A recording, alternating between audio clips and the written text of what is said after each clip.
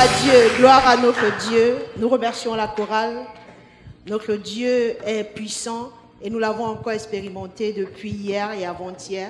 Nous allons continuer dans cette même veine avec nos invités pour le talk show, pour répondre aux besoins et aux questions de la jeunesse, mais du peuple de Dieu en général par rapport au mariage. Donc, je vous prie de prendre place. Et sans plus tarder, Ange, on va accueillir le premier couple. Tout à fait. En tout cas, merci beaucoup au groupe musical pour ce temps d'adoration. Alors, donc, est-ce que vous êtes bien assis? Vous êtes bien assis? Moi, je suis assis. Donc, on va décoller un tout petit peu. Voilà. Donc, on va accueillir notre premier couple. Donc, alors, qui connaît le couple Chembo? Qui le connaît? Ah, c'est bien. Waouh. On ne va pas présenter les orateurs, c'est très bien, c'est magnifique. Bon. Est-ce que je dois encore les présenter? Non, tu dois les inviter, c'est mieux. Très bien. Alors, est-ce qu'on peut faire vraiment une grande ovation pour le couple Chembo qui nous rend visite aujourd'hui, qui nous vient de l'Assemblée chrétienne? Voilà.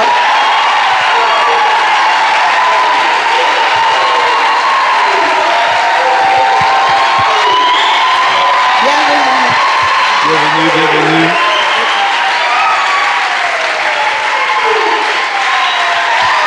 Gloire à Dieu. Gloire à Dieu.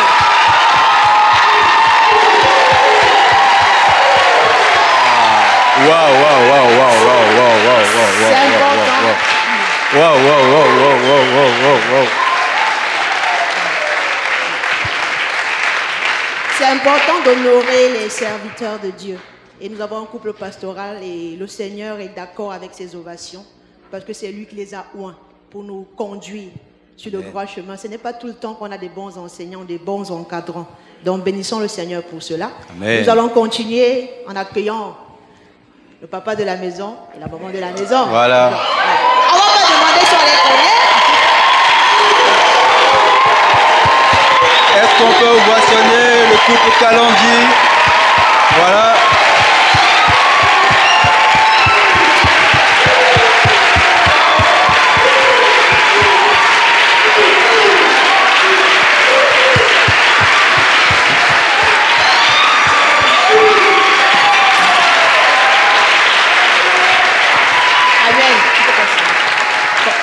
Nous aussi, on a profité des ovations. Effectivement. Franchement, merci. Que le Seigneur vous bénisse. C'était vraiment bien. Celui qui arrose sera arrosé. Il faut rester mon frère. Nous sommes à la bonne place aujourd'hui. Gloire à Dieu. Amen. Bon, on ne va pas beaucoup prendre du temps. Hein. On va commencer directement. Oui, tout à fait. Je pense que... Mais si nous répondons d'abord aux questions, ça fait quoi? On peut répondre aux questions. Bon, on va essayer. Non. Vous n'êtes pas d'accord? Pourquoi? Mais les frères... Aïe. Bon, c'est pas grave. On va saluer nos invités. Je suis peut-être qualifié pour répondre à vos questions. Bon. Posez-moi des questions, je vais vous répondre. Bon, c'est bon. Bon, nous allons accueillir nos invités. Voilà. Honneur au couple de l'AC. Puisque nous sommes à la maison, on va bien vous accueillir. Bienvenue, maman Désirée et papa Philippe. Que Dieu vous bénisse. Amen. C'est un privilège pour nous de vous avoir pour ce talk show à la rade. Bienvenue à papa Camille et maman Maggie. Et comme l'hospitalité le veut, la première question sera adressée au couple Chembo. Pour bien les accueillir. Effectivement. Alors donc, bienvenue en tout cas au couple Chembo. Voilà, nous sommes très heureux de vous avoir durant cette rade et que le Seigneur vous bénisse en tout cas parce que vous nous visitez également. Alors ma première question aujourd'hui, c'est vraiment comment vous vous êtes rencontrés? Qu'est-ce qui a vraiment été le déclenchement de cette rencontre-là? Qu'est-ce qui a fait que vous êtes rencontrés? Et qu'aujourd'hui, au commencement, depuis le début. Il a été ainsi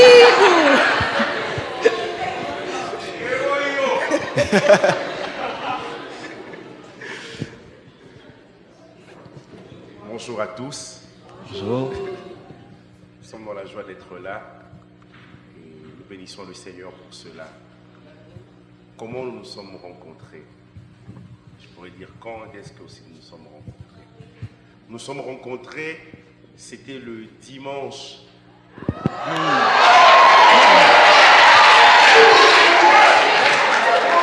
Il est important de venir à l'église les dimanches, les frères. Venons à l'église, c'est très important. Non, nous sommes rencontrés le dimanche 21 août 2005. Vers 19h. Donc, elle venait à El Jadida. Il y avait une rencontre des jeunes. C'était un camp biblique. Et je suis allé chercher les personnes qui venaient des Rabat. Nous étions un groupe et c'était la première fois que je l'ai vu.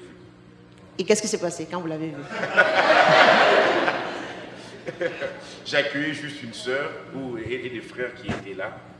Et après, bon, durant ces moments de prière, de partage aussi, bon, c'est comme s'il y avait quelque chose, on se retrouvait toujours ensemble.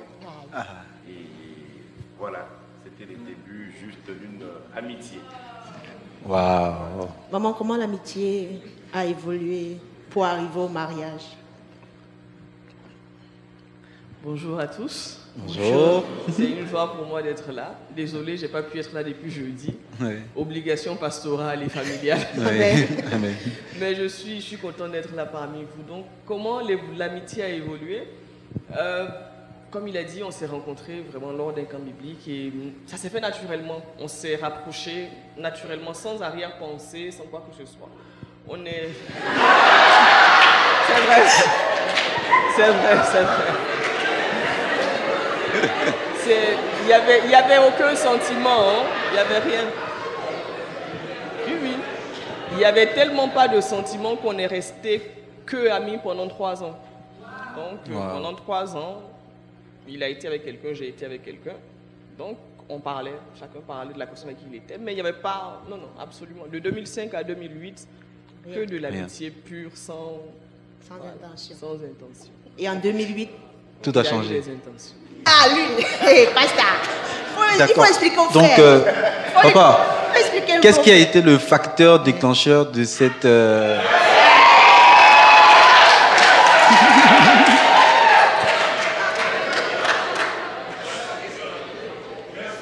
Qu'est-ce qui a déclenché en 2008? Qu'est-ce qui s'est passé? Bon, d'abord, en 2008, en 2008, en mars, je quitte El Jadida pour Rabat, où je venais servir le Seigneur comme pasteur assistant. Et c'est là que, dans les différentes tâches que le pasteur m'avait confiées, j'ai travaillé. Je ne dirais pas que c'était une obligation. Ça faisait qu'on travaillait ensemble. Voilà, c'est ce qui nous a rapprochés. On servait le Seigneur ensemble et on avançait. Voilà. Mais déjà, on était déjà amis jusqu'à ce que, voilà, le mois passe, je la vois différemment. Oh. Bon. Ok, la suite après la pub. On va essayer de voir. Non, maman Maggie, souvent au groupe des femmes, elle nous a expliqué comment ça s'est passé. Aujourd'hui, je vais écouter la version du pasteur Camille un peu. Papa. Voilà, c'est pour ça que je demande d'abord Papa Camille. Maman Maggie va compléter, ne vous inquiétez pas, soyez rassurés. Pasteur, comment votre rencontre s'est passée à Kinshasa? Ah, est-ce que tu étais là-bas? Non, moi j'ai les infos. Il peut confirmer. Pasteur. Bonjour à tous. Bonjour. Vraiment, nous bénissons le Seigneur pour ces moments. Et partant de cette expérience, je prie que ce moment soit un moment où vous tirez la sagesse de Dieu pour faire les bons choix afin de ne pas rater votre destinée avec le Seigneur. Ne prenez pas tout simplement à la légère comme si on est en train de blaguer. C'est un moment où Dieu vous prépare pour un bon mariage. Amen. Servez-vous des exemples. Il y a différentes façons. Dieu est un Dieu de circonstances et de temps. Il organise différemment les temps. Mais soyez connectés au réseau céleste pour avoir un bon mariage. Amen. Amen. Je reviens à la réponse. Je vais tenter de répondre. Au commencement. Au commencement, il n'en était pas ainsi.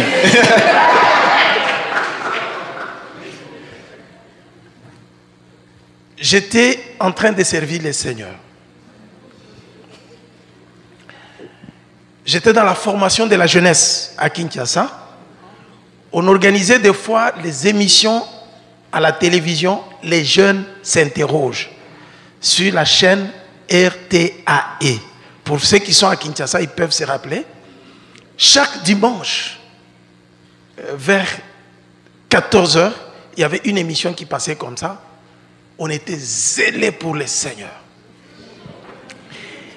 Et pour vous mettre de l'eau dans la bouche, j'avais déjà raté 3 relations avec des filles qui venaient à l'église, de belles filles, mais qui n'étaient pas des bonnes femmes.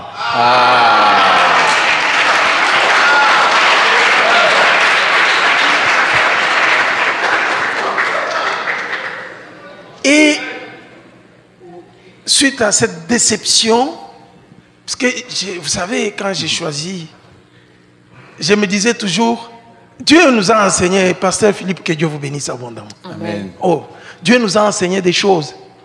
Vous savez, vous êtes heureux quand Dieu utilise d'autres personnes comme expérience, des cobayes, et vous en profitez de leurs échecs pour que vous ne puissiez pas rater votre marche. Amen. C'est quelque chose de bien. Amen. Et moi, je disais, je ne veux choisir qu'une belle canon.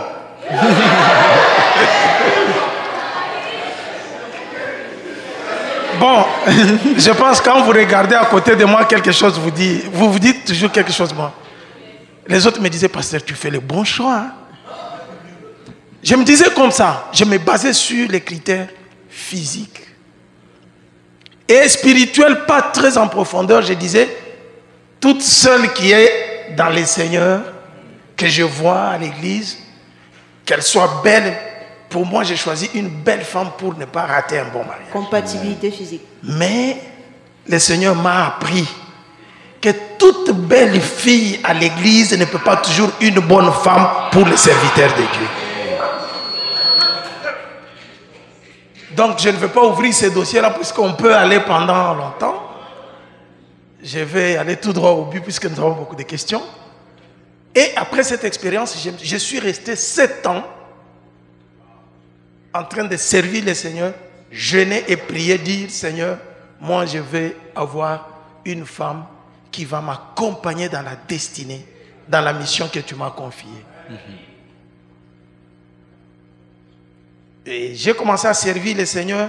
J'ai dit, je suis tombé dans le sommeil d'Adam. Vous connaissez le sommeil d'Adam? Là où toutes les filles qui passent devant moi ne sont pas des filles. Et j'étais un TTS. Trop spirituel. J'avais les yeux fermés. J'ai dit, je ne peux plus regarder les femmes. J'ai prié. Je disais jusqu'au moment où le Seigneur va faire descendre une femme. Il ne va pas descendre une femme.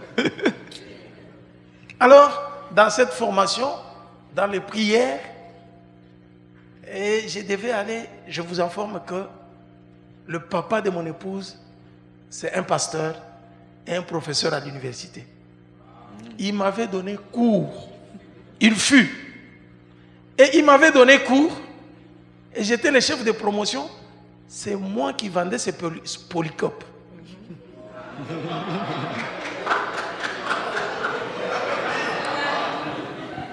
Et pendant qu'il donnait cours, ils sont partis en Belgique. Il est allé faire sa thèse de doctorat pour revenir professeur. Pendant que moi je faisais ces formations de la jeunesse, on était dans le Seigneur. Une fille que j'encadrais à l'hôpital où j'ai travaillé comme chef de service de biologie clinique, la fille vient me dire que dans votre formation de la jeunesse et dans les émissions que nous suivons, il y a notre pasteur qui est revenu. Je dis, c'est qui? Il me cite le nom d'un professeur qui m'avait donné cours que je connais. Non, je les connais. Non, mais il est en Belgique, il n'est pas là. Il dit, non. Il a fini en Belgique, il est revenu avec toute sa famille. Je veux lui parler de vous et vous allez venir puisqu'il vient d'ouvrir une église. Nous sommes encore à la maison. Il n'y a que sa famille et quelques personnes. Donc, on aimerait que vous puissiez venir et elle va parler au pasteur, le pasteur qui dit, j'aimerais le voir venir. Quand je suis parti, pour rencontrer les pasteurs. J'arrive, il se souvient de moi, moi je me rappelle de lui. On se salue. Je ne l'avais pas encore vu, hein, soyez rassurés. Moi, ma mission, c'était le Seigneur. Amen. Et le même jour, il me propose, il y a prière ce soir. Est-ce que tu peux prêcher, exhorter pendant ces moments? J'ai dit, ah, pourquoi pas, je vais le faire. Et je fais la première exhortation ce soir-là. Qui faisait la lecture de la Bible, c'était elle.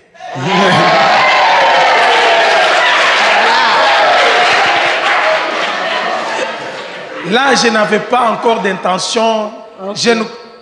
Rien n'était encore monté dans mon cœur. Quand on dit tel verset, c'est elle qui prend la Bible. Elle lisait très bien. J'ai prêché et je suis parti.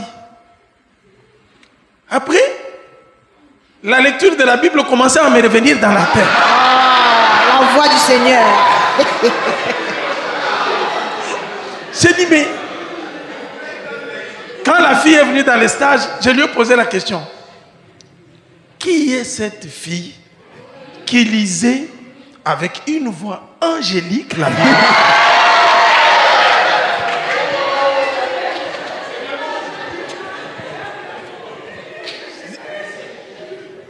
C'est alors qu'elle me dira que mais c'est la fille aînée du pasteur. J'ai dit, c'est la fille aînée du pasteur? J'ai dit, bon. J'ai dit, non, mais comme elle est la fille de mon prof, pasteur, et puis je suis là en tant que serviteur, les relations que nous avons ne peuvent pas me permettre d'aborder. J'ai négligé ça, j'ai dit, bon, je sais que je trouverai le bon fond. Mais en allant, ça commençait à revenir. Il dit, mais tu as prié, tu as demandé à Dieu la femme de ma mission. Tu te maries en fonction de la vision. Mais tout ce qu'elle fait comme lecture là, j'ai dit, je vais encore étudier. Et c'est comme ça que ça a commencé. La suite, nous l'aurons prochainement. Donne-nous la suite, pardon. Il y a Maman Magui qui veut ajouter quelque chose. Il faut nous donner la suite. C'est très très important, maman. À quel moment il est venu parler maintenant? Parce que là, il était avec le Seigneur dans tout ce qu'il a raconté. C'était les intentions, il a prié. Comment est-ce que le pasteur vous a abordé? Papa Camille, le pasteur pour nous, votre époux. Bonjour à tous. Bonjour. Excusez ma voix, elle n'est pas angélique. Voilà, donc après ce que Papa Camille a dit, ce qu'il a fait, c'est qu'il ne m'a pas abordé personnellement directement. Il est passé par la sœur qui faisait son stage, la sœur dont il a parlé tout à l'heure. Le 10. Et moi, c'est la sœur qui est venue me parler. Comme quoi, il y a le frère Camille, l'évangéliste Camille qui veut... Et quand elle a commencé à me parler, en fait, moi, j'étais contente pour elle. J'ai cru que c'était pour elle que le frère Camille s'avançait. Parce qu'elle, c'était une fille mère. Voilà, donc une grande sœur pour moi et une fille mère. Tout ce qu'on pouvait vouloir pour elle, c'est qu'elle s'est mariée. Et à la fin, elle finit par me dire que c'était moi que le frère voulait. Je lui ai dit non. Elle a dit non. Sincèrement, pour moi, c'était pas une bonne nouvelle à l'époque. Oui, j'étais pas trop d'accord. Et elle est rentrée dire au frère. Et quelque temps après, il est venu chez nous encore, chercher mon père. Et quand il entrait, mon père était prêt à sortir avec ma mère. Et ils ont juste parlé, ils étaient debout, ils ont juste parlé un peu. Et comme mon père était véhiculé, il lui dit, ah d'accord, frère Camille, nous on est en train de sortir, est-ce qu'on part ensemble? Il a fait non, vous allez vers Lupen. En fait, mon père partait vers Lupen. C'est comme si on dit à quelqu'un, vous allez vers Temara, moi je pars vers Salé. Voilà, donc c'est vraiment opposé. Donc il a dit qu'il partait, vous partez vers Lupen, moi je pars vers le rond-point, donc on ne peut pas partir ensemble. Ah d'accord, mais il n'est pas sorti, il est resté chez nous. Et c'est là qu'il m'a abordé, donc c'était dans notre salon. On est restés ensemble en famille.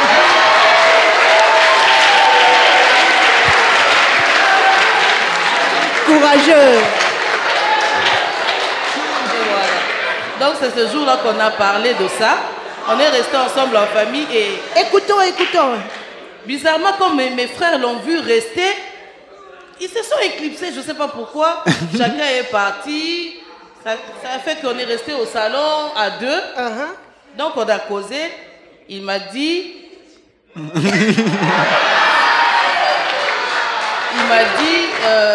il m'a dit ça comme ça. Hein. Moi, je ne cherche pas une fiancée, je cherche une femme à épouser.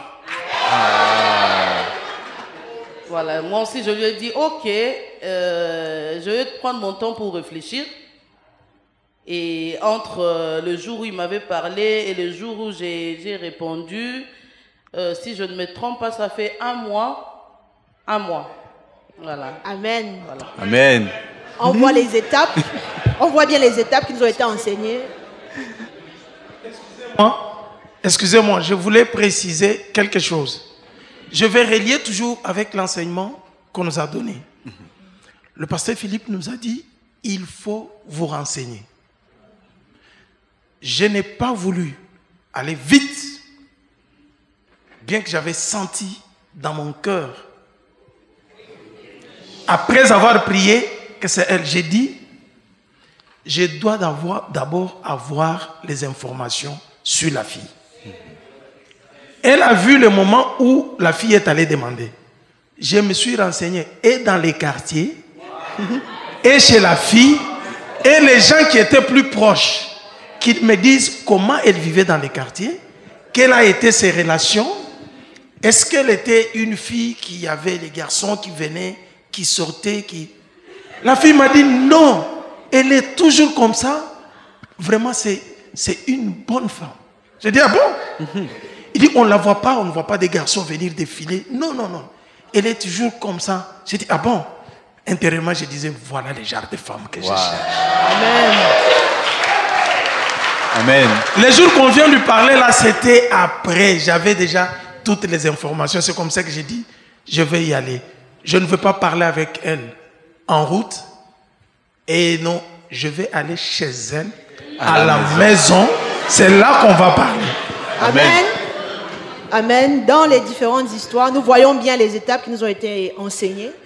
Dans le choix, il y a eu l'amitié, il y a eu la prière, il y a eu prendre le temps de se renseigner et d'avoir la confirmation. Et avoir le courage pour les frères, j'insiste, le courage. Comme papa Camille qui allait au domicile. Donc, nous sommes d'accord que nos pasteurs ont fait le bon choix. Maintenant, aujourd'hui, malgré ce bon choix, on voit des choses dans la société, dans l'église aussi. Hein. Malgré, tout à fait. Et malgré qu'on fasse l'enquête de moralité, les investigations, on prend le temps de se renseigner.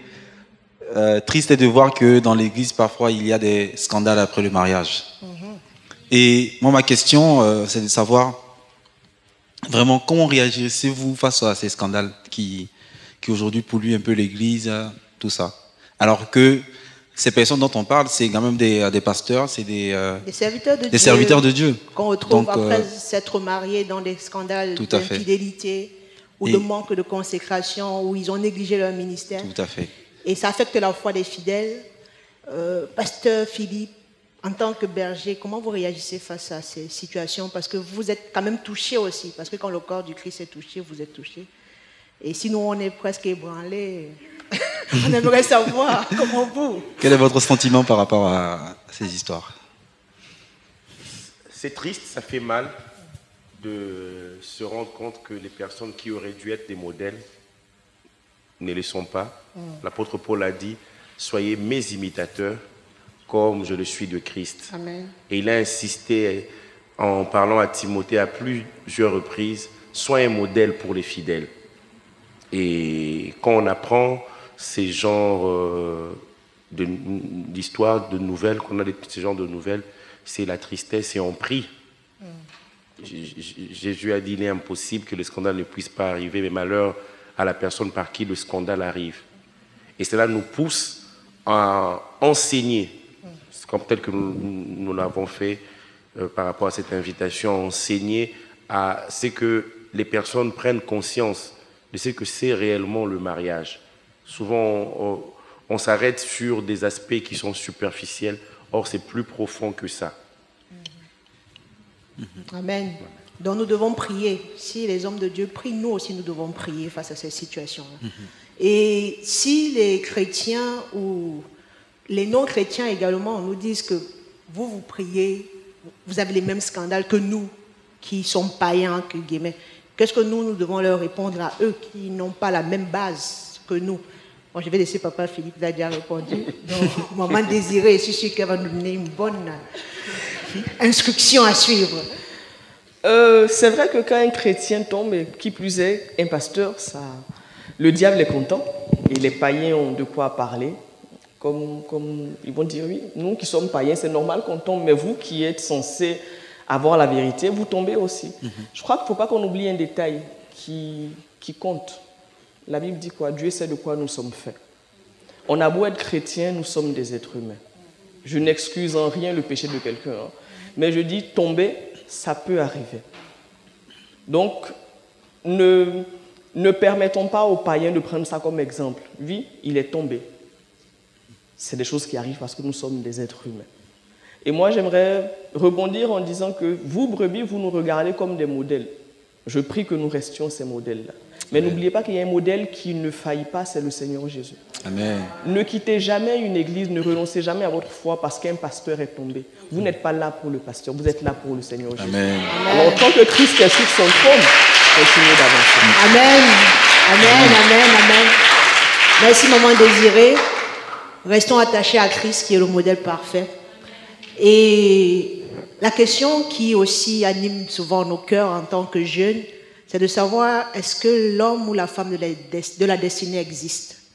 Papa Camille, est-ce que la femme de la destinée existe? Bibliquement parlant, social, tout ce que vous voulez, est-ce que ça existe? Merci Gaël pour la question. Est-ce que vous pouvez me permettre de compléter juste Bien un sûr. peu, Oui. Bien sûr, papa. Pasteur Désiré, pour le mariage, le divorce, les scandales et tout ça. Aujourd'hui, il y a un travail qui est fait, les statistiques. Pour ceux qui sont à Rabat, les savent très bien que c'est suite aux statistiques des divorces chez les chrétiens, chez les serviteurs de Dieu, que nous avons pris la décision, moi personnellement, de ne pas bénir le mariage sans d'abord suivre le couple, former le couple, enseigner le couple et les préparer. Je ne viens pas pour distribuer les bénédictions de mariage. Ce n'est pas moi qui bénis, c'est Jésus. Je ne viens pas imposer les mains pour les formalités. Mais il y a de quoi se poser la question. Faudrait-il imposer les mains, laisser les gens à leur triste sort, aller se séparer demain et le lendemain? Qu'est-ce que nous aurons fait comme travail? C'est un sujet qui m'a beaucoup travaillé et c'est ce qui m'a poussé à prendre cette décision. Et il y a les enseignements, pour ceux qui sont à Rabat, ils savent, les livres est déjà dans à peu près 60 de pages sur le mariage. C'est un phénomène grave. Sachez très bien que le mariage est la cible du diable. Aujourd'hui, si nous avons le monde qui est détruit, c'est puisque le diable a réussi à détruire le mariage. Pourquoi? Parce que le couple est la cellule souche de base de toute société. Même l'Église. Il suffit que le couple soit attaqué, détruit, c'est ces couples qui viennent les familles, les enfants. C'est les familles qui sont les cellules de base d'une société. Les enfants qui n'ont pas reçu l'amour dans la famille ne peuvent pas donner dans la société l'amour. Aujourd'hui, nous avons une société détruite puisque nous avons des familles qui sont détruites. Et vous savez, le diable sait très bien qu'en s'attaquant à la cause, les effets vont continuer. C'est pourquoi nous avons pris la résolution de commencer d'abord par restaurer le mariage, selon les commencements, selon la volonté de Dieu. Amen. Il faut que les gens soient préparés. Il arrive des fois qu'il y ait des serviteurs de Dieu qui peuvent entrer dans le mariage, qui peuvent être tentés. Beaucoup de couples ne sont pas tombés puisqu'ils ne sont pas vraiment exposés à des tentations. Mais il faut préparer les couples qui peuvent résister même si les tempêtes soufflent. Ce n'est pas facile, mais il faut y arriver avec le Seigneur. C'est pourquoi priez beaucoup pour les serviteurs de Dieu. Ne vous moquez pas quand vous apprenez que les serviteurs de Dieu sont tombés. Les diables acclament, vous entrez dans les camps du diable, vous acclamez. Vous savez, quand vous supportez une équipe, quand ils marquent le but, vous vous réjouissez. Même si vous n'êtes pas sur le terrain, n'est-ce pas? Il y a des gens qui sont ici, les Barcelonais, les gens, les Madrilènes. Vous êtes au Maroc, le match se joue en Espagne. Vous sautez ici, oh, on a gagné, on a gagné. Quand on paye ces joueurs-là, vous n'êtes même pas là. Vous ne touchez même pas de l'argent. Mais vous bagarrez ici puisqu'ils sont là. Il faut faire attention de ne pas entrer dans l'équipe du diable pour applaudir, vous réjouir, puisqu'il y a un serviteur de Dieu qui est tombé. Prions beaucoup pour le mariage, puisque le diable sait, en déstabilisant le mariage, il déstabilise la société. C'est ce que j'avais voulu compléter. Amen. Amen. Maintenant, la femme de destinée, est-ce qu'elle existe selon vous? C'est une question pertinente et qui n'est pas facile. C'est une question, je ne sais pas dire, ambivalente. Mais je peux dire que c'est une question à double réponse. Je suis libre de vous dire oui et non à la fois. Je vais expliquer pourquoi oui et pourquoi non. Non, je commence avec les noms. Vous me permettez? Oui. Je commence avec les noms. Ça vous choque un peu, il y a des gens qui sont choqués. Peut-être les autres sont scandalisés. Mais je vous prie de ne pas être choqués à la fois. Nous y allons petit à petit. Je dirais non. La femme de la destinée, dans le sens où vous concevez que Dieu a préparé pour vous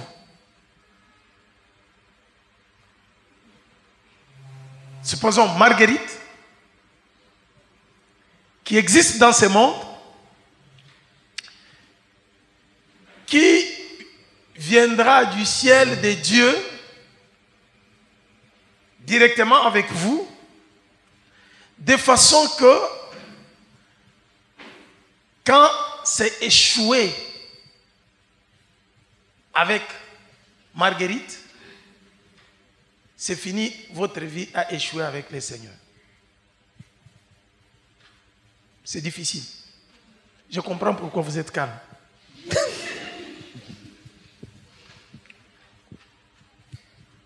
Ça veut dire, je vais tomber dans les oui directement pour enlever un peu quelques nuages. Oui, dans le sens où il y a les critères des femmes qui craignent le Seigneur, établis par Dieu, que Dieu a préparé dans ses principes pour que vous, qui êtes dans le Seigneur, sur base de ces critères, sans s'imposer sur vous. Parce que si vous dites, Dieu n'avait préparé que celui-ci qui met au-devant de moi, c'est comme si Dieu vient fermer votre choix, il vous impose une femme. Là, je dis non. Dieu ne nous impose pas une femme. Il nous a créés libres. Le libre arbitre est une faveur que Dieu a fait à l'homme. Il vous permet de choisir. Mais il veut, comme le pasteur nous a dit, vous orienter. Comme Deutéronome nous dit 30, il dit, je mets devant toi la vie et la mort, la malédiction et la bénédiction. Et directement, il dit, choisis la vie. Il ne te laisse pas dire, bon, choisis la mort. C'est déjà une façon de vous donner l'orientation. Dieu nous donne, avec Dieu, comme vous le savez, je l'ai dit, nous sommes dans la liberté en résidence surveillée. Liberté en résidence surveillée, de façon que Dieu veut vous orienter vers le bien. Mais vous avez aussi la possibilité de dire, donc quand vous refusez, vous choisissez le mal, vous mourrez. Dieu ne nous impose pas, mais il nous oriente. C'est pourquoi dans la parole, déjà la parole nous dit que ça soit dans les Seigneurs. Dans les Seigneurs, c'est-à-dire, je veux regarder, je vais dire, dans les Seigneurs avec qui je peux me marier, je dois faire les choix.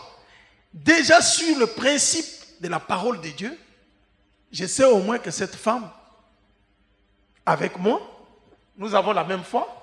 Quand il y aura un problème, nous allons faire recours à la Bible. Le pasteur peut intervenir pour nous et les choses peuvent marcher. Mais si je dis que Dieu m'a déjà imposé, c'est là que je vais dire aux sœurs, si le frère vient vous intimider, sans moi, tu vas rater le ciel. C'est moi, Dieu m'a parlé, d'ailleurs j'ai vu les anges. Dis-lui que je veux que ce même Dieu qui t'a parlé puisse me convaincre moi aussi. Amen. Ne soyez pas naïfs. Même s'il est responsable de l'intercession, il parle avec le Seigneur. Amen. Vous êtes libre de regarder, comme le pasteur nous a dit, choisir, dire non, est-ce que c'est compatible? Ça va marcher avec moi? Est-ce que vous êtes libre? Ça, c'est le privilège que Dieu nous a donné. Amen. Voilà pourquoi j'ai dit, il y a oui, Et il y a non. il y a non. Ok. Donc, nous tous, parmi nos panélistes, nous sommes d'accord que Dieu nous oriente dans le choix de notre conjoint. On est d'accord avec cette réponse du pasteur Camille. Donc, on va passer à la prochaine question. Ange. Amen. Alors, moi j'ai une autre question.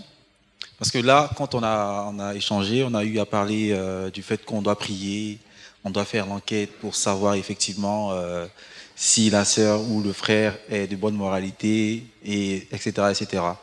Maintenant, personnellement, comment savoir qu'on est prêt pour le mariage? Est-ce que c'est d'un point de vue physique ou d'un point de vue matériel ou spirituel? Comment savoir qu'on est vraiment prêt pour le mariage?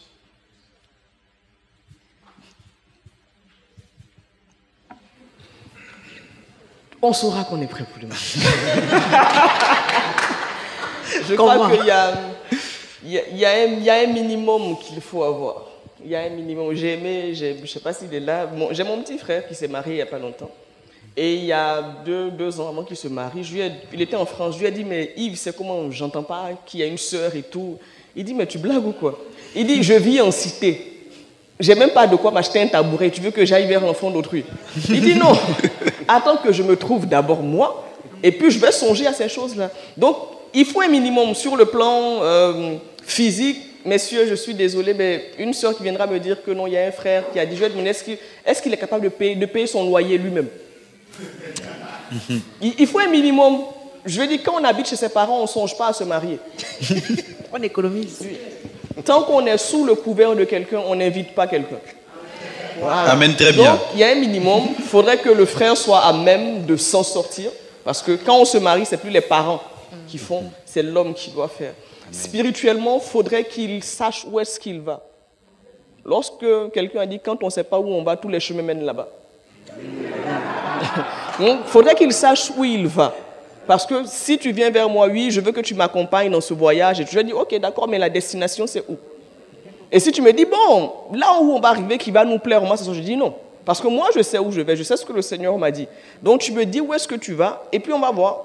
Un peu comme avec le pasteur Camille, les parents allaient à Yupen, lui, il allait au rond-point. Donc, il n'allait pas dans la même direction. Voilà. Si on ne va pas dans la même direction, on ne va pas se mettre ensemble pour avancer. Donc, il faudrait que chacun sache où est-ce qu'il s'en va, et que sur le plan financier, au moins l'homme ait un travail. L'homme, parce que c'est l'homme qui est le chef de la maison, c'est lui qui est le pourvoyeur principal à la maison. Donc, il faudrait au moins que l'homme ait un travail. Et sur le plan de l'âge, on va éviter d'aller en prison, il faudrait au moins que les deux aient 18 ans. Donc, je dirais que c'est le minimum qu'il faut pour songer au mariage. Voilà. On est prête pour le mariage. Ou comment tu as su que tu étais prête? Tu choisis. Je suis déjà d'accord avec la réponse de Maman Désirée. Donc, j'appuierai pour dire qu'il faut vraiment un certain minimum. Donc, la maturité, déjà. Parce que le mariage, c'est pas pour les enfants.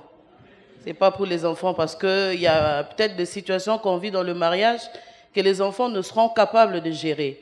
Donc, il faut qu'il y ait une certaine maturité pour les personnes qui veulent se marier. Et chers frères, chères sœurs, pour savoir aussi que la personne a une certaine maturité, il suffit de le voir se comporter. Comment il se comporte? Est-ce qu'il est assez responsable vis-à-vis, par exemple, de ses petits frères, des gens qui sont dans son entourage? Comment un frère se comporte face aux sœurs? Est-ce qu'il il y a un minimum de galanterie? Pourquoi pas? Tout ça, c'est les minimums qu'il faut avoir au fait pour entrer dans le mariage. Ça, c'était juste pour compléter. Comment j'ai su, moi? Comment maman a su? Comment maman a su que tu étais prête? Comment tu as su que tu étais prête? Comment j'ai su que j'étais prête? J'avais le minimum. Amen.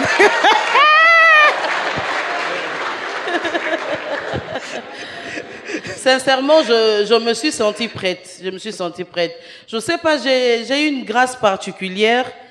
J'ai aimé les mariages tôt. Ça, je dois quand même l'avouer. Et je m'appliquais pour. Je m'appliquais pour. Je ne sais pas pourquoi. C'est peut-être un appel. Hein, de la part, je sais. Comme Paul, lui, il n'avait pas désiré le mariage, mais moi, c'était un désir que j'ai eu tôt. À 16 ans, je ne réfléchissais pas à avoir un copain.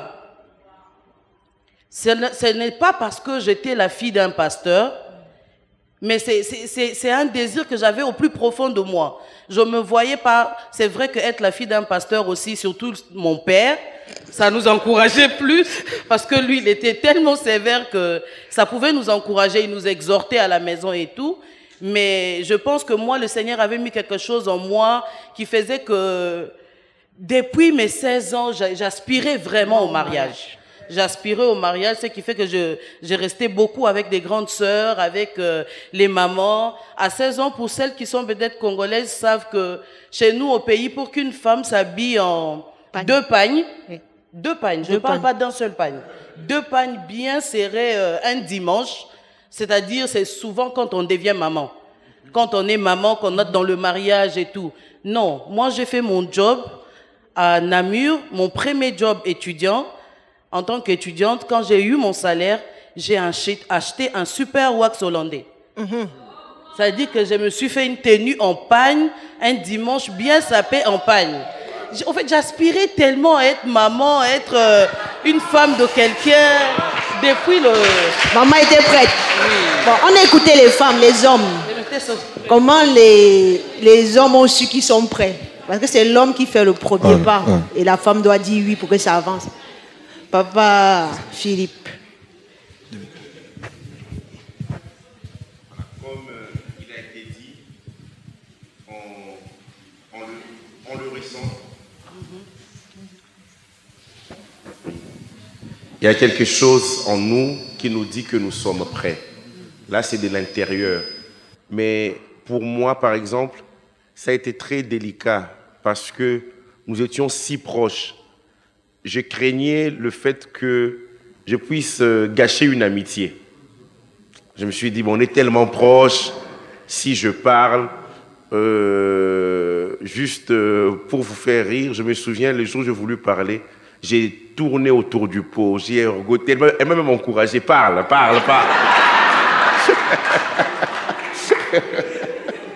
J'ai parlé de beaucoup de choses, mais finalement j'ai parlé parce que, voilà, bon, bizarrement c'était aussi un dimanche, après le culte, le pasteur avait dit une phrase, je me suis dit c'était le jour. Voilà, je l'avais invité là où j'habitais et tout, et c'était non loin de l'église, et nous étions là, elle était avec sa sœur nous attendait, et nous parlions et tout, et puis finalement, j'ai parlé parce que j'ai ressenti d'abord dans mon cœur qu'il était temps, et comme elle disait, il y avait le minimum aussi. J'avais le minimum, j'arrivais quand même à subvenir à mes propres besoins. Et je savais que Dieu allait aussi pourvoir pour que je puisse subvenir aux besoins de l'autre personne.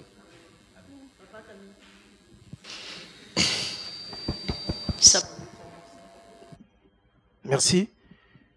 Moi, je suis allé même à l'extrême.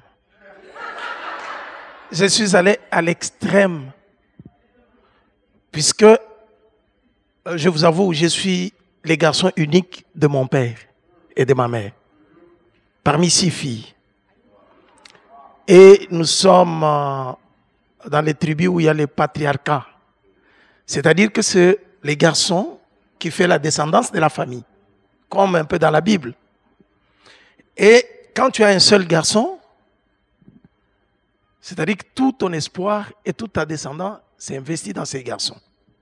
Mon père il travaillait dans une bonne société qui produit les diamants et il avait un peu de moyens. Ce qui faisait que dans la famille, on me demandait de me marier à 16 ans. 16, 17 ans, on me disait déjà, il faut qu'on ait déjà des enfants. Mais Dieu, à cette époque-là, j'étais déjà ancré dans le Seigneur. Et le Saint-Esprit me disait à moi, mon père disait, fais tout, nous sommes là, on a besoin de voir tes enfants, on doit les élever. Toi, tu n'as même pas besoin de prendre, on peut le prendre en charge. J'avais dit à mon père, jusqu'au moment où je vais finir l'université, je n'aimerais jamais te donner la charge ni de ma femme, ni de mes enfants. Vous m'avez élevé, vous avez pris toute la responsabilité des membres de la famille. Vous savez, chez nous en Afrique, celui qui a un tout petit peu de moyens va prendre la charge de beaucoup de personnes, puisqu'il faisait étudier des fois les enfants de ses frères, ses grands frères et tout ça. Et moi, je lui ai dit, non, je ne peux pas me marier comme ça. Je parcourus toute l'université sans avoir une copine. Ça vous choque? Quand j'ai dit que j'étais TTS, trop spirituel, c'était pas, j'avais dit jusqu'au moment, moi je vais aborder une femme que je prendrai en mariage. Puisque les fiançailles ou les relations académiques, comme on était dans la cité universitaire, finissaient toujours très mal. Comme la Bible nous dit, fuyez l'impudicité. Moi, je fuyais. Je savais que je n'ai pas un corps de fer. Je savais que si quand je commençais les relations sur les campus, avec une fille, je risque de tomber. Je m'étais décidé, j'ai dit, je ne m'engage pas jusqu'au moment où je serai prêt pour le mariage.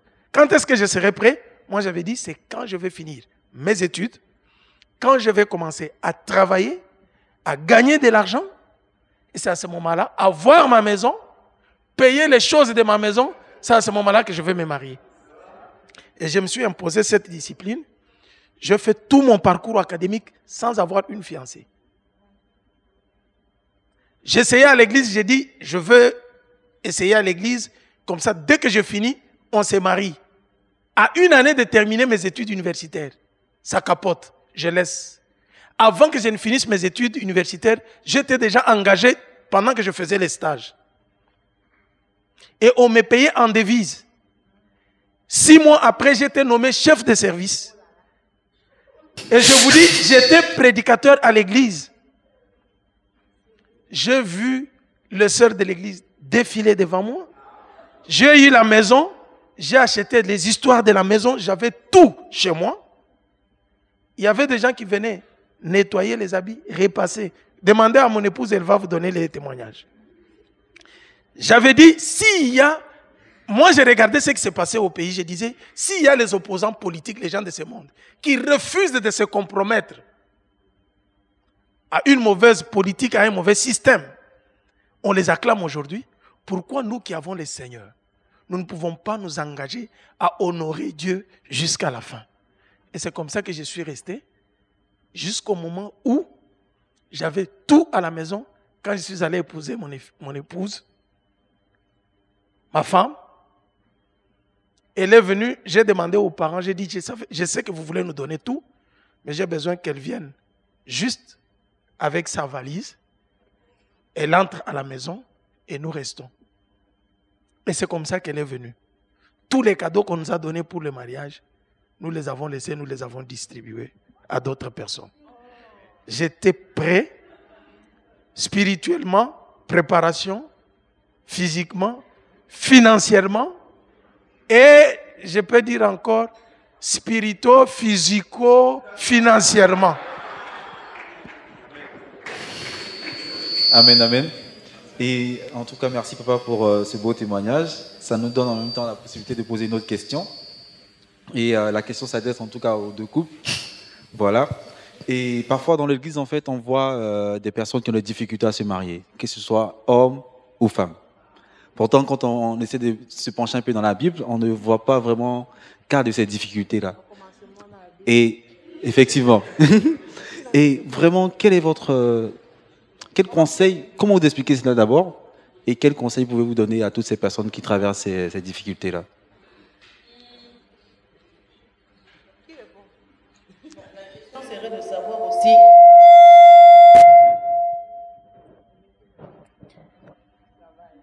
Moi, je poserais la question de savoir, quand vous dites que les jeunes rencontrent des difficultés pour se marier, ces difficultés quoi, financières, je ne sais pas.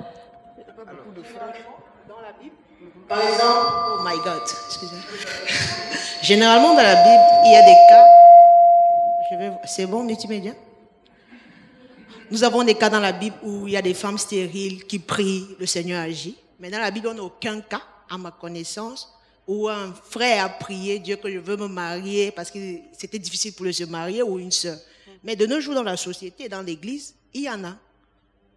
Pas forcément parce que la personne n'est pas prête. La personne peut être prête financièrement, spirituellement, physico-socio. Mais elle ne se marie pas. Qu'est-ce qui explique cela? Pourtant, au commencement, il n'en était pas ainsi. C'est ça la question. Il peut être question aussi du temps de Dieu. Hein? Il peut être question du temps de Dieu aussi. Parce que Dieu fait toutes choses bonnes en son temps. Il peut y avoir aussi d'autres facteurs. La personne peut se croire prête. La personne peut aussi ne pas être prête. Je peux parler plus, par exemple, par rapport aux sœurs. Il y a une sœur qui est une bonne sœur à l'église, qui, quand elle prêche même, par exemple, pourquoi pas, elle peut se croire prête. Alors que les hommes, la regardant, trouvent que la sœur n'est pas prête pour le mariage. Il suffit pas seulement que nous-mêmes, nous nous sentions prêts pour le mariage, mais il faut aussi que les autres nous trouvent prêts pour le mariage. Il faut aussi que les autres nous trouvent prêts pour le mariage. S'il faut compléter, Maman Maggie, et je veux que nous puissions comprendre que le mariage, c'est le temps de Dieu. J'ai beaucoup aimé ce que Pasteur Philippe nous disait dans ses enseignements. Il a dit qu'il y a le temps de Dieu. C'est Dieu qui a dit, ton temps, ta saison était là. Il faut chercher à comprendre la saison. On ne se marie pas par émotion, par sentiment, par pitié. La sœur peut se dire que je suis prête, je parle aux sœurs et je vais aller chez le frère. Alors que le Seigneur t'a mis à côté des dames mariées qui sont en difficulté. Tu veux être prête.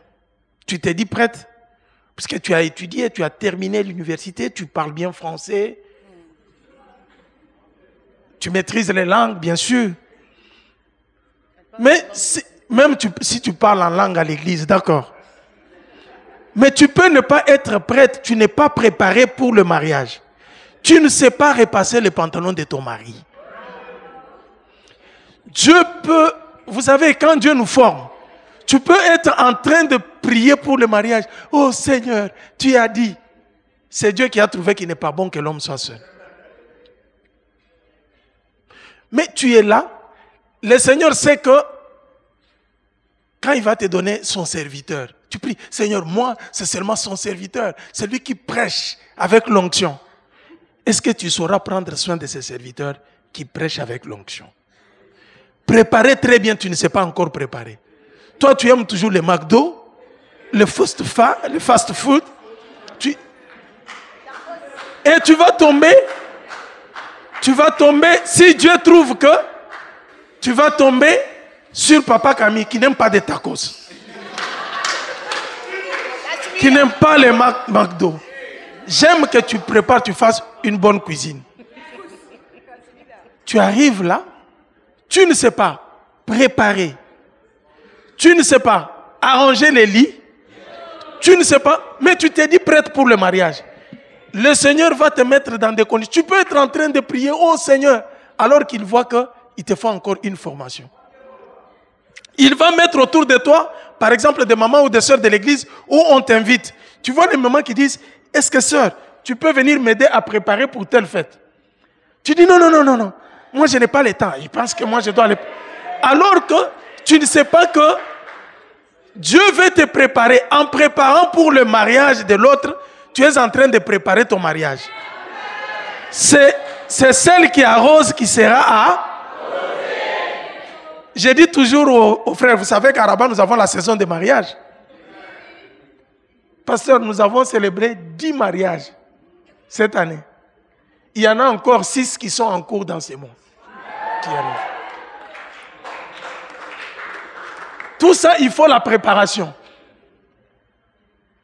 Imaginez-vous que vous n'êtes pas préparé à prendre soin. Dieu va prendre son serviteur, mettre entre tes mains pour que tu puisses détruire sa vie. Quand il veut se préparer pour aller prêcher, vous allez commencer à vous chamailler. Ou il va sortir avec un pantalon comme si il sortait dans la bouche d'une chèvre. Okay, merci, pasteur. On va passer... Les sœurs, soyons obéissantes. Le frère, mêmement. Soyons prêts. Pour les frères, vous n'avez pas parlé, mais... Bon, pasteur Philippe parle d'abord. Oui. Mais vous allez parler pour les frères aussi. C'est important.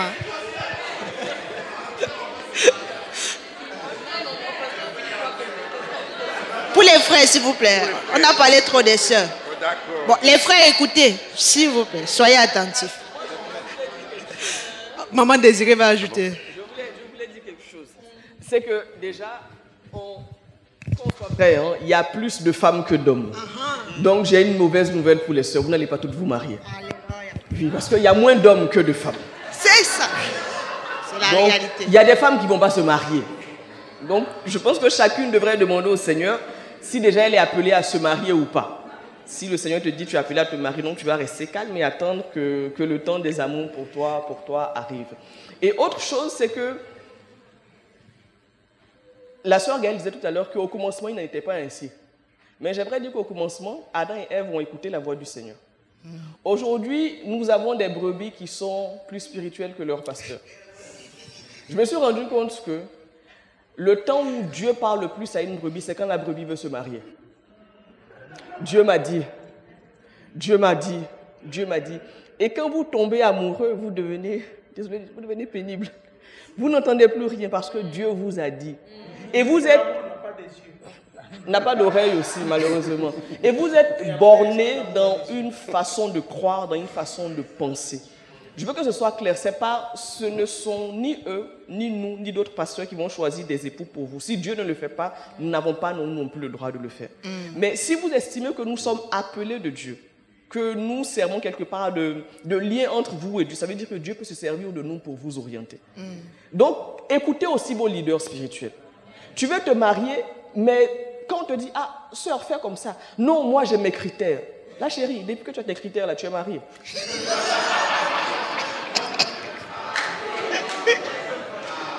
C'est-à-dire, au bout d'un moment, tu te rends compte que ton chemin, le chemin sur lequel tu es, n'aboutit pas. Je veux dire, il ne faut pas aller à Yale pour comprendre ça. Tu te dis, je suis là depuis, je ne vais nulle part. Peut-être que ceux qui y sont arrivés, je peux les écouter. Chacun a ses critères et très souvent ce sont des critères qui sont charnels. Et on est accroché à ces critères. On va te dire, je ne choisis pas pour toi, mais je peux te dire, ah ma soeur, la manière dont tu es et quand je te vois ce que tu veux faire de ta vie, ce que Dieu veut faire de ta vie, je crois qu'il serait bon que tu regardes un peu par là. Oh non, pasteur, lui là, il ne me correspond pas, il est comme ça, il est comme ça, il est comme ça, il est comme ça. Ouais, mais en même temps, celui qui te correspond, il ne vient pas. Donc, au bout d'un moment aussi, écoutez vos leaders spirituels. Ils ne vont pas choisir pour vous, mais ils peuvent vous éviter de perdre le temps. Vraiment, ils peuvent vous éviter de perdre du temps. Et j'aimerais dire aux frères, frère. J'aimerais dire aussi aux frères, je parlais tout à l'heure de critères charnels. Je crois que aujourd'hui, vous avez trop de critères charnels. Vous regardez les filles Amen. avec l'œil des gens du monde. Aujourd'hui, dans l'église, malheureusement, on drague. C'est un mot que j'aime pas, mais c'est une réalité. C'est une réalité. Moi, je trouve déplorable un frère qui fait la cour à une sœur et puis on entend que non, il est allé dire au frère là aussi la cour à l'autre sœur. Ça ne fait pas sérieux. Ce qui fait que quand les filles vous regardent, on n'a pas confiance en vous. Elles n'ont pas confiance en vous parce que vous ne faites pas sérieux. Aujourd'hui, un homme comme nos papas étaient, on en cherche, on n'en trouve pas. Malheureusement, dans nos églises, il y a beaucoup de grands garçons. Mais les grands garçons, ça ne fait pas de bons maris. Il faut des hommes pour faire les maris. Donc, devenez des hommes. Parce que les femmes sont formées. Le monde nous oblige à nous former. Aujourd'hui, comme disait Maman Magui, beaucoup de sœurs sont prêtes pour le mariage. Quand Dieu nous crée, il nous crée avec ça en nous. Donc, naturellement, nous sommes prêtes pour le mariage. Je ne dis pas de ne pas se préparer, les filles, qu'on se comprenne bien. Mais quand une sœur est préparée et qu'à côté, le frère n'est pas préparé, ça fait un décalage qui est terrible. Et ça donne dans la maison, une maison où c'est la femme qui dirige. Parce que celui qui doit diriger, il est porté disparu. Bien qu'étant là, il ne fait pas son travail de leader. Non, je crois que les sœurs veulent se marier, c'est vrai, mais veulent se marier à des hommes qui... Tout à l'heure, la sœur Gaëlle disait que... Elle a demandé qu'est-ce qui avait été l'élément déclencheur. Moi, je vous dis franchement, ce qui a fait que je lui ai dit oui, c'est que, je dirais, il a su gouverner le navire que je suis. Oh là là. C'est ça. Amen. Amen.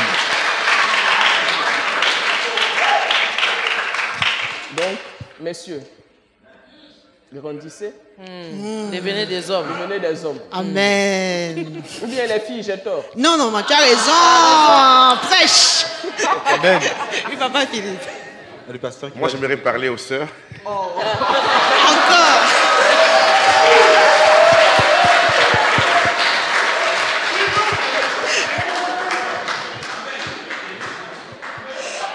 C'est vrai que lorsque nous avons parlé de la préparation, nous n'avons pas évoqué cela. J'évoque souvent cela quand je parle de devoir de l'homme, devoir de la femme, mais je n'ai pas eu le temps d'évoquer cela.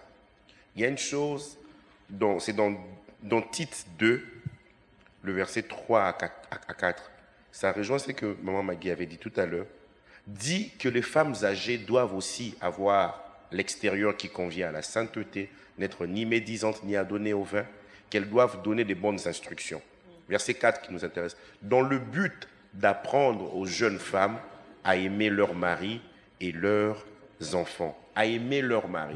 C'est-à-dire, tu es une sœur, tu dois t'attacher aux personnes plus âgées qui sont mariées, mais qui ont une expérience même spirituelle, même n'étant non mariées, mais ayant eu certaines responsabilités même dans la famille en tant que grande sœur. Mais ici, on parle des femmes mariées, qui sont âgées, dans le but d'apprendre aux jeunes femmes à aimer leur mari. Il y a une chose, c'est que nous appelons malheureusement en tant que jeunes aimer, ça n'a rien à voir avec la parole de Dieu. Et ce verset me frappe. On demande aux jeunes femmes d'apprendre aux femmes âgées d'apprendre aux jeunes femmes à aimer. Donc l'amour s'apprend. L'amour, c'est pas une série télévisée, je ne sais pas. Oui, c'est pas un acquis, ça s'apprend.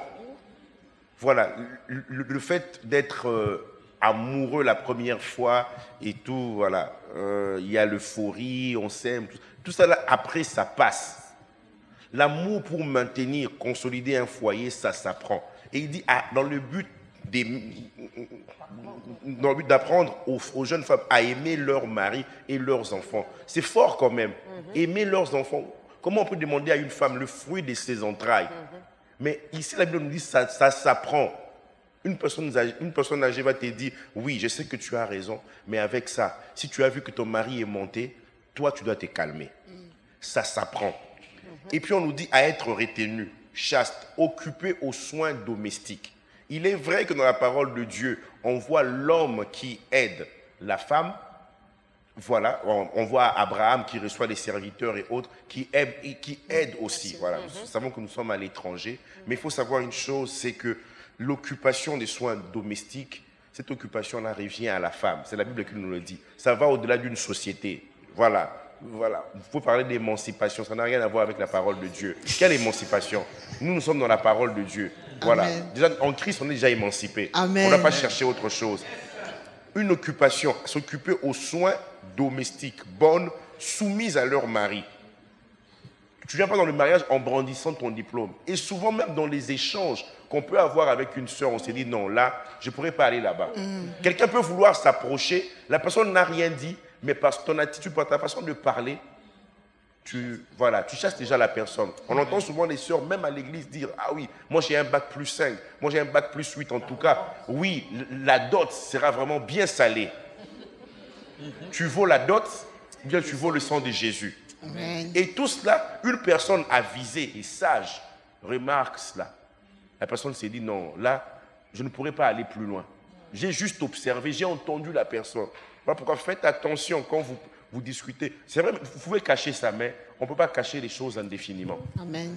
Et c'est très important. Les soins domestiques, il faut vraiment en prendre soin. Il faut que vous sachiez que parmi les devoirs de la femme, il y a aussi les soins domestiques. Amen. C'est très important. Amen. Mais vous dites, non, bon, j'aurai les serviteurs, j'aurai une servante, voilà. Merci, Pasteur Philippe. Voilà. On va prendre la dernière question avant la pause déjeuner. C'est... Tu m'avais demandé de parler des hommes. Si c'est pour ça, oui, non. Il doit parler des hommes maintenant. Il va pas... Je vais juste compléter Maman Désirée. Je vais sur les critères de choix. Des fois, les hommes, nous construisons des châteaux en Espagne. Vous êtes au Maroc, mais vous avez un château en Espagne. Qu'est-ce qui se passe? Dans les critères de mariage, j'ai toujours résumé, pour ne pas entrer en détail, 2 sortes de critères. Premier critère, je les appelle les critères spirituels, non négociables.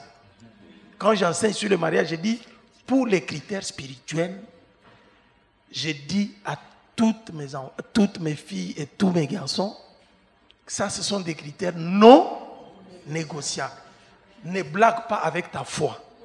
Quand le diable veut te détruire, il commence par détruire ta foi. S'il détruit ta foi, tu es parti. Pour les critères spirituels, pour moi, ça, ce sont les critères non négociables. Papa, je l'ai vu, il est beau, il habite New York. Ce n'est pas parce qu'il est à New York. New York n'est pas paradis. Il habite New York. La question que je vais te poser, est-ce qu'il est né de nouveau et rempli du Saint-Esprit? Ça ne se négocie pas. Je vais te dire ça d'une manière claire. Tu veux, tu prends. Tu refuses à tes risques et périls. Mais moi, j'aurais fait mon devoir de te dire, je ne suis pas d'accord. Si vous n'avez pas la même foi, vous ne marcherez pas ensemble. Ça ne négocie pas. Deuxième critère, ce sont les critères maintenant négociables. Ce sont les critères physiques. Oh papa, moi j'ai dit, j'aime une femme de teint clair, avec les cheveux jusqu'ici. Je vais te dire, mon frère, regarde celle-là. Elle n'est pas trop claire. Même si les cheveux ne sont pas ici, elle va ajouter les mèches, ça va arriver jusqu'ici.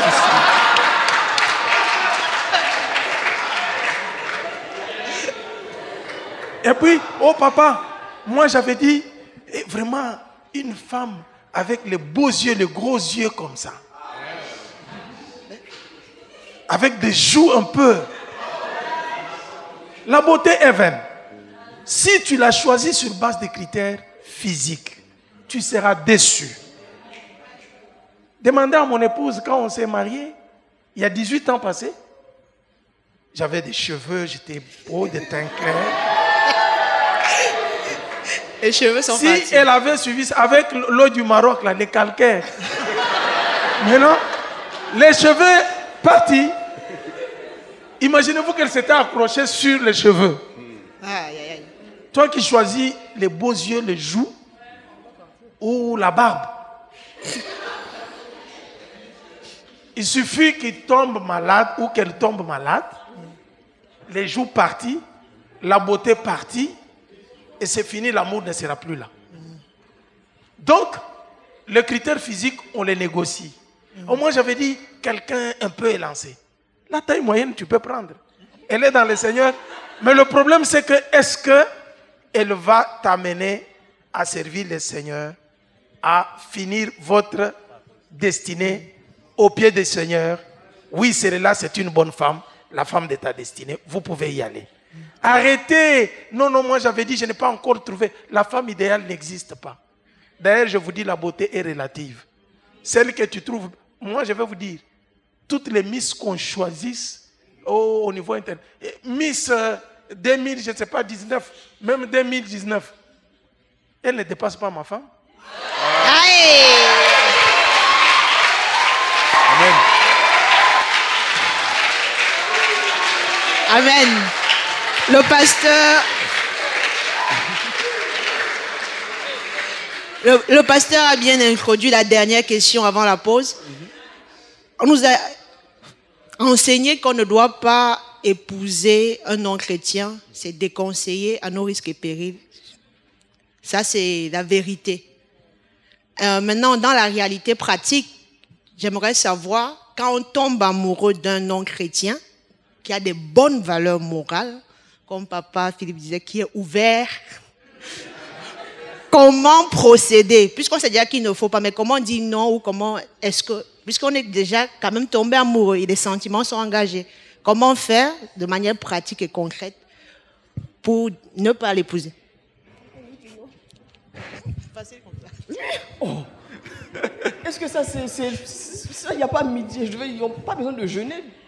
C'est-à-dire, Ramasse-toi, ramasse ton amour et relève-toi. déjà, épouser le bon chrétien, C'est compliqué. c'est chaud dans le mariage. Donc, épouser un païen, même si... Un bon païen. Même si ça reste un païen, même s'il est ouvert à l'évangile ou quoi, il a beau être ouvert à l'évangile, je suis désolé, mais le ciel lui est fermé. On dit non. Même si je suis amoureuse, oui, le cœur qui bat, le cœur qui bat, le cœur qui bat. L'amour, là, ça va et ça vient. Si on suit les sentiments, franchement, on va se perdre. Amen. On lui dit Amen. non. Amen. Oui. Moi, je crois qu'il faut, quand on en arrive là, il faut chasser cela. Je crois qu'il faut même chasser cela même dans la prière. Ce n'est pas normal. Pour un enfant de Dieu qui connaît la parole de Dieu, le pasteur même prêche, il donne des exemples. Voilà. On a parlé de ça aujourd'hui dans Éphésiens 4. On dit ils sont étrangers à la vie de Dieu. Donc tu ne peux pas changer la nature d'une personne si ce n'est le Saint-Esprit. Alors arrêtez aussi quelquefois de prier pour que la personne se convertisse pour vous. La personne doit se convertir pour Dieu. La personne doit accepter Christ parce que Christ a payé un prix fort pour son salut. Amen. Mais ce n'est pas pour moi. Ça, c'est être égoïste. Voilà. Et quelquefois, le vrai amour, c'est de pouvoir dire non à la personne. La personne peut avoir une bonne moralité, mais ça ne suffit pas. L'apôtre Paul lui-même, il dit, autrefois Saul de Tarse, il dit il dépassait tous. Il avait une bonne moralité, mais lui-même se rend compte que devant le Seigneur, il était ignorant. Nos critères n'ont rien à voir avec les critères de ce monde. Nos critères doivent dépendre de la parole de Dieu. Amen. Et c'est très important que nous sachions cela. Si je peux ajouter quelque chose, comme Maman Désirée venait de dire tout à l'heure, déjà être marié à un chrétien, même à une personne née de nouveau, c'est difficile de vivre ensemble parce que nous ne venons pas d'une même famille. Nous n'avons pas été éduqués de la même manière. Il faut savoir mettre nos deux éducations, nos deux vies ensemble. Ce n'est pas déjà évident. Donc vraiment, chers frères et sœurs, évitez, vous qui n'êtes pas encore tombés amoureux là, évitez de tomber amoureux des gens qui ne connaissent pas la parole de Dieu, qui ne sont pas chrétiens. La Bible nous dit dans 1 Jean 5, 12 que c'est lui qui a le Fils à la vie. Quand tu t'en vas chercher quelqu'un qui n'a pas le Christ, ça veut dire que la personne n'a pas la vie. Ça veut dire que la personne est un mort, c'est un cadavre. Est-ce que quelqu'un aimerait épouser un cadavre? Est-ce que quelqu'un aimerait passer sa vie avec une personne morte? C'est-à-dire que les choses des vivants, c'est que toi tu considères comme étant bon, pour lui c'est pas normal. Il y a une différence entre un cadavre et une personne vivante. Toi tu as la possibilité de marcher, le cadavre ne peut pas marcher. C'est deux choses différentes. Évitons vraiment cette chose-là. Comme disait le pasteur tout à l'heure, tel que tu es parti, tel que tu peux tomber amoureux là-bas, il faut savoir prendre autorité pour cela. L'amour que tu as eu là, le Seigneur te donnera cette force, te donnera cet amour-là pour une bonne personne. Amen. Pour une personne chrétienne, pour une personne née de nouveau. Amen. Rien n'est perdu. Il ne faut pas dire, je suis déjà tombé amoureux. Relève-toi. Tu es tombé, tu as la possibilité de te relever ou bien? Amen. D'ailleurs, ce n'est même pas l'amour, c'est un coup de foudre. Ce n'est même pas l'amour, c'est un coup de foudre. C'est comme quelqu'un à qui on te dit choisis ton mari. Tu dis, je vais aller à la morgue. Tu vas à la morgue, tu tires les tiroirs, tu cherches les cadavres. Voici mon mari. Quelqu'un peut faire ça parmi nous? Non. Ou voici la femme. Et c'est ce qui se fait spirituellement. Allez-y comprendre quelque chose. Moi, je voulais ajouter quelque chose. Je crois qu'un chrétien ou une chrétienne qui, quelque part dans sa tête, envisage d'épouser un païen, c'est quelqu'un qui n'a pas compris c'est quoi le mariage. Et qui a fait du mariage le but de sa vie. Donc, c'est une personne qui, bien qu'étant née de nouveau, ne sait pas pourquoi le Seigneur a fait le mariage. Et on se dit, c'est en étant marié, et malheureusement, c'est surtout les femmes. En étant marié, c'est comme si je deviens quelqu'un. Je suis désolée, mademoiselle, si tu n'es pas quelqu'un toute seule, tu ne vas pas te marier.